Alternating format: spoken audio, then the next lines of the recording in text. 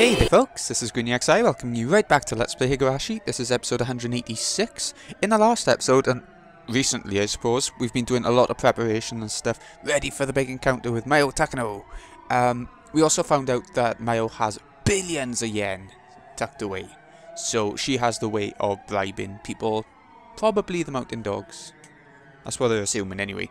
If my voice is a bit croaky, as it probably has been the last couple of episodes,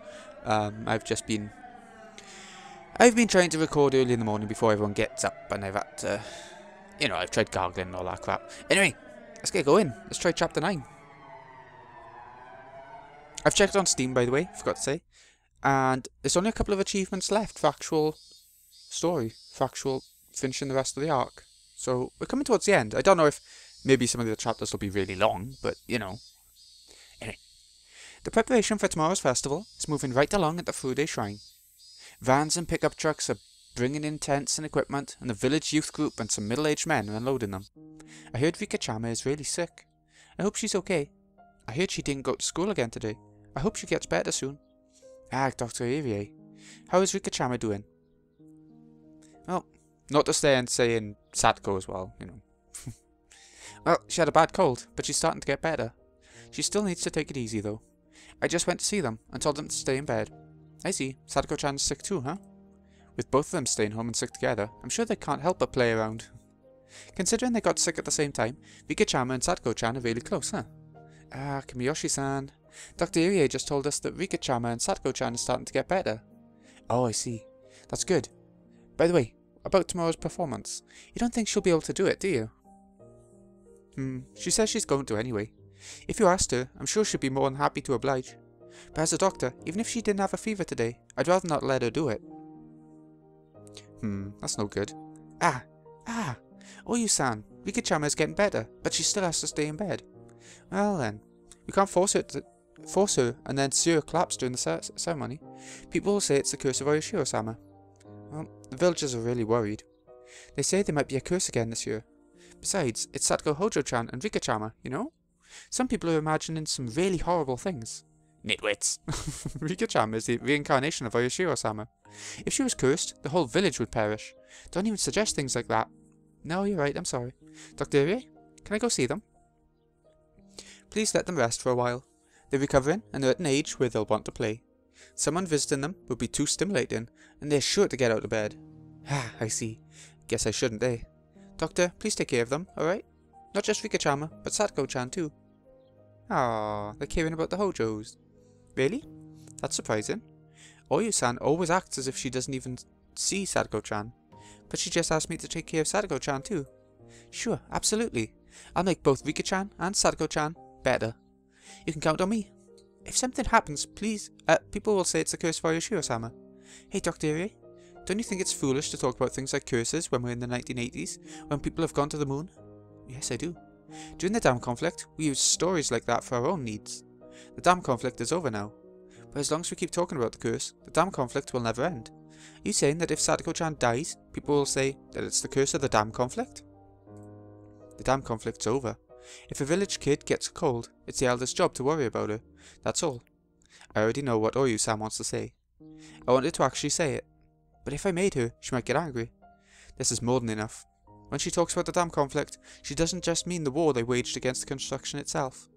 She's also including how the Hojo family was ostracized after it was over. She's saying that the dam conflict's over, including everything that happened as a result of it, and that's why she told me to take care of Satoko-chan. I'm sure Satoko-chan will appreciate your concern. Like that little rascal'd ever understand an old person's feelings. Oyu-san left, laughing. I wasn't the only one watching her leave. Kimiyoshi-san and some other elders did the same. They all understand what Oyu-san wanted to say. The damn conflict's over now. New wind and all that. Satoko-chan is a healthy girl. If she's done with fever, it must be a terrible cold. Dr. Irie, please take care of them. Since we aren't allowed to visit them, please let both of them know how worried we are. Sure, they'll be happy to hear that. I vowed to myself. Takano-san's more than likely planning something for tomorrow, taking advantage of people's belief in the curse. I can't let that happen. The curse of Oyashiro-sama will end before it can happen for a 5th time. I'm sure of that.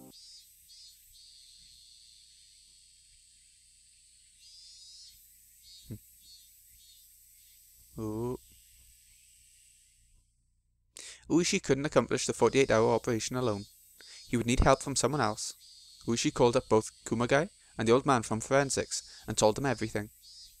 That's trust. I know I'm repeating myself, but this is a dangerous bridge we're crossing here. If I get a simple warning, that's okay. But if I get reprimanded, they'll probably take away my pension. Haha. Hey Ooishi, I hear you always gather your colleagues at the mahjong parlor next door and threaten them every time you have a dangerous mission.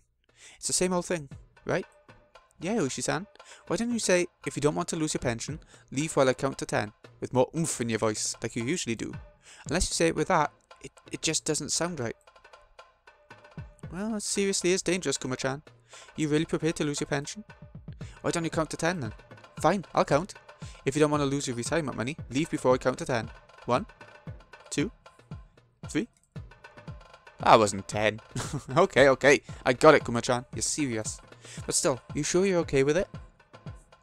Yes. I'm really psyched up from what I heard from Akasaka-san the other day. I became a policeman because I believed in justice. Someday, I want to be able to talk about the things I've been through, like Akasaka-san does. A dangerous mission? That sounds fantastic. Besides, your ideas have never failed before. So if you think this operation will succeed, then I'm all for it. Haha, how nice it is to be young. You know, Akasaka-kun's been quite the inspiration for him. He keeps talking about how he wants to be involved in secret investigations now. Well, it's nice to be young, I guess. What about you? I'm in. Actually, unless I help you, this operation won't succeed. I've been neglecting my health all these years. Frankly, I don't think I have much longer to live. As a man, I want to do something grand before I die. My, you two sure are fearless. That's why you declare Richie, even with 3 flipped Dora. What are you saying, Ooishi-san? As a man, I can't refuse. If you're gonna cut something, cut it right in the middle. That's what you always say. He's not wrong. I get it. If your necks end up on the line, I'll be responsible. I'll have to make some preparations first. You want to start this early tomorrow morning, right? I have to check with both forensics and the autopsy department. Ooishi, when all this is over, you have to treat me to something big, okay? Of course. Look forward to it. But please make sure to be careful who you talk to, alright? They told me there are some spies at the police station. Don't worry, I know who I can trust. Count on me for that, at least. Alright, I'm fired up. My detective spirit is burning bright. It had taken Ooishi all night to come to a decision, but those two had decided it immediately. He couldn't help but question himself. Okay, that's that preparation done. Okay, I have some errands to run, so I'm gonna get going. Kuma-chan, could you please take the old man home? Thank you for coming here on your day off.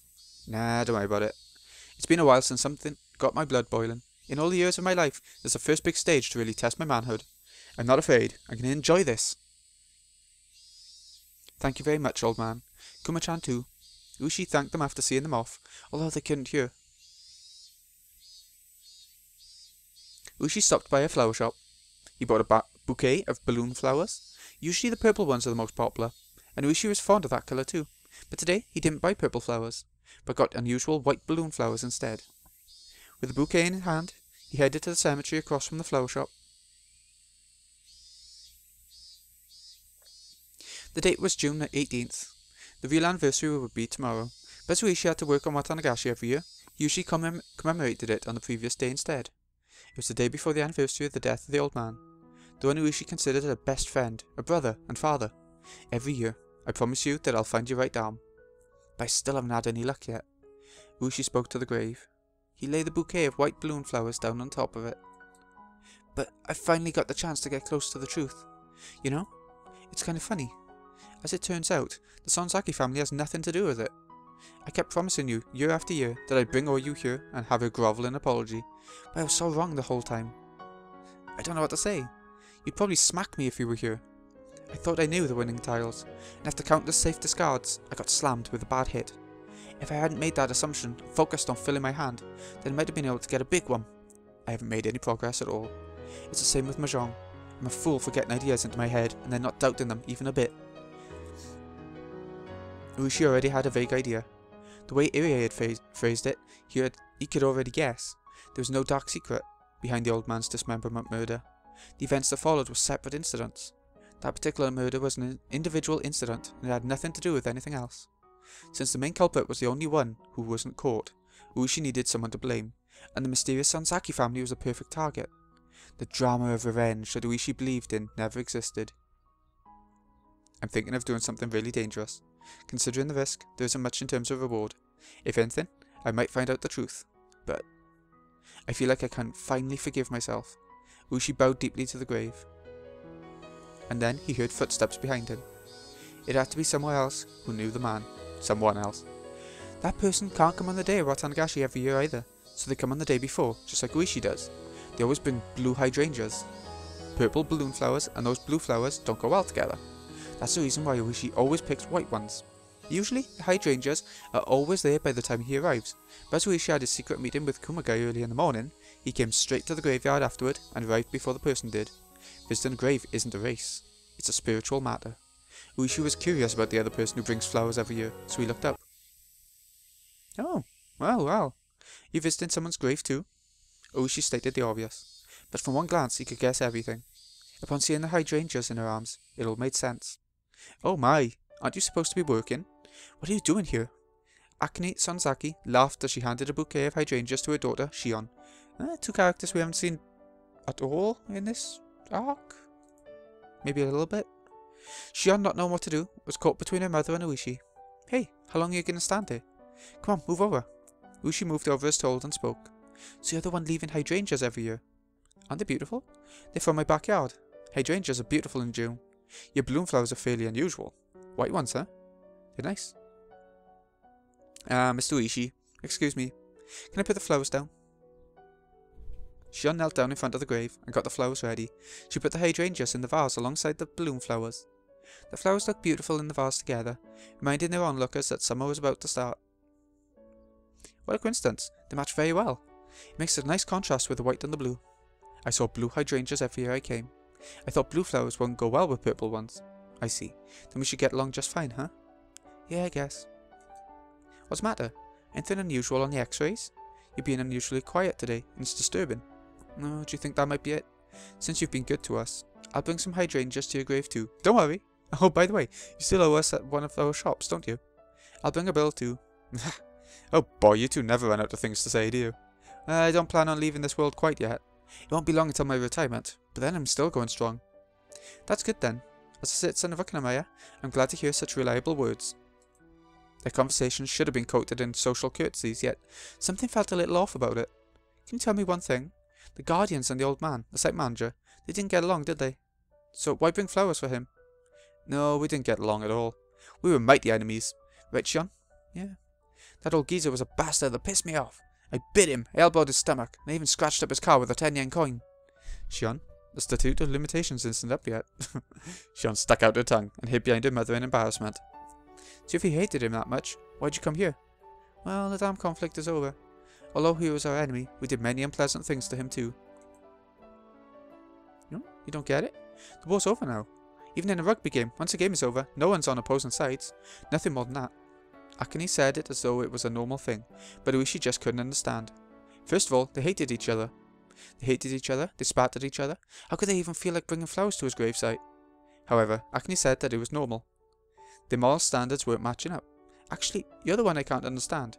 I think the damn conflict's ended, yet in your head, it's still going, isn't it?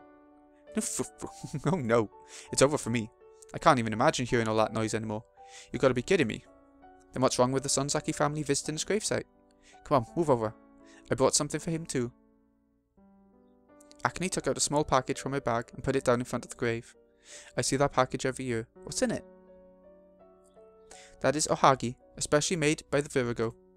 Drinkers usually don't like sweets, so she made them without sugar. You saying that Oyu-san made ohagi for the site manager's anniversary? She does it every year. You did just say that you'd see it every time you come here, didn't you? Ooishi was stunned. Oyu was the biggest hardliner in the Onagafuchi Guardians, no question about that. Ooishi had believed for a long time that she was the mastermind behind the old man's murder. Because of that, he just couldn't believe that she had been making ohagi every year for his anniversary. Hey, don't give me that look. Let's not do this anymore, okay? Do what? Pretend that the Sonozaki family shouldn't visit the site manager's grave? It won't be long now until it's 1990. By then, even the Emperor might be dead. How much longer you plan to drag out the war, which has already ended? Please, I don't even want to think about the damn conflict. There's nothing better than peace. The government was at fault. They should think about what they've done. But we were at fault too. That's why we have regrets. And when things are done, that's it. There's no point dragging them out. We need to wrap up the era of our forefathers, and young people need to create a new one. What happened was very unfortunate, and I regret that the old man had to die. If he was still alive, we could have shared a toast together and made up. But he's dead, so we can't reconcile. I think that's very sad. Well, that's what happens when someone dies. But you're still alive. That's right, I am. And so are you. Then maybe a day will come when we can get along, huh? I don't know about that. Shion, why don't you give this to the priest? And then wait in the car, okay? Sure. Akane took out an envelope from her pocket and gave it to Shion. Shion took the envelope, bowed to Ooishi, and then ran off. During the dam conflict, I thought she was such a feisty little girl. She sure has grown up. How long do you think it's been since then? She's hit puberty, and we even went bra shopping together. She isn't a little girl anymore. That's how long it's been. Yeah, many years have passed. Time is dense for young people, but diluted for old folks. The old ones are the ones who don't change. But young people keep growing. And before we know it, they pass us by. Then we simply withdraw ourselves and watch over them. See how it works? Yeah, I guess. I can't believe I'm getting a talking to from the Dark Princess of Shishibone, Akane Sonozakis. Hey, I can't believe you still remember that name. I'm a lady of Shishibone nowadays, you know. I'd appreciate it if you kept that name to yourself. Yeah, I guess, since the damn conflict's over now, huh? That's right. It's all over. The two of them watched Shion and the priest exchange words in front of the main temple building. Both were silent, but the air between them was comforting. There was no breeze, and a cabbage-white butterfly flitted around them. You're supposed to be at work. But how about around? Up for some fresh cold sake? Maybe not today. I have to drive and so do you, right? That's too bad. Well, maybe next time, eh? Yeah, next time.